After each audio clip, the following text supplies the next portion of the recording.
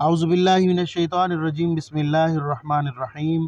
Knowledge home کے سامعین کرام، السلام علیکم ورحمۃ اللہ وبرکاتہ۔ پیارے دوستو، امید کرتے ہیں آپ سب خیریت سے ہوں گے۔ برائے مہربانی اگر آپ ہمارے اس چینل پر نئے ہیں تو ہمارے اس چینل کو سبسکرائب کر لیں۔ جزاک اللہ خیرہ۔ صلو علی الحبیب صلی اللہ تعالی علیہ وآلہ واصحابہ وسلم۔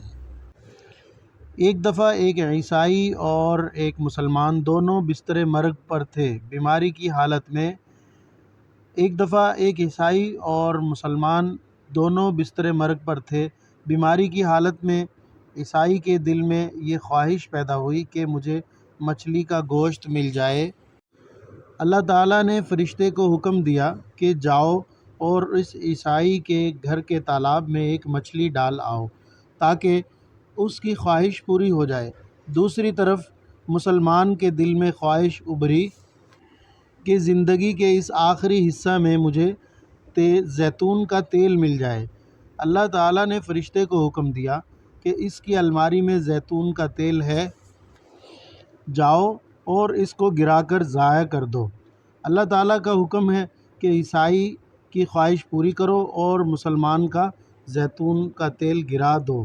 فرشتے نے عرض کیا، اللہ پاک، آپ کا حکم امت کی آسانی کے لیے ہے، اس کی حکمت بھی واضح فرما دیجئے تاکہ امت کی اصلاح ہو جائے اور انسانیت کو سبق مل جائے۔ پھر اللہ پاک نے فرمایا، وہ جو عیسائی تھا، دنیا کے لحاظ سے اس کی ایک نیکی باقی تھی، میں نے چاہا کہ اس کی نیکی کا بدلہ دنیا میں ہی دے دوں، اور جب وہ میرے پاس آئے تو اس کے سوائے جہنم کے اور کچھ نہ ہو، تو اس کے لیے سوائے جہنم کے اور کچھ نہ ہو۔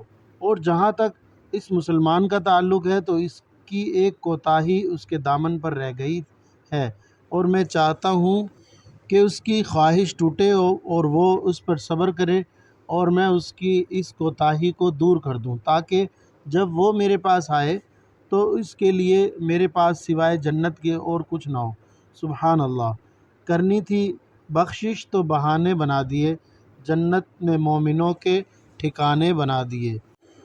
کرنی تھی بخشش تو بہانے بنا دیے، جنت میں مومنوں کے ٹھکانے بنا دیے۔ صلو علی الحبیب صلی اللہ تعالی علیہ وسلم۔ پیارے دوستو، امید ہے آپ کو یہ ویڈیو اچھی لگی ہوگی۔ ملتے ہیں نیکسٹ ویڈیو میں، تب تک کے لیے اجازت۔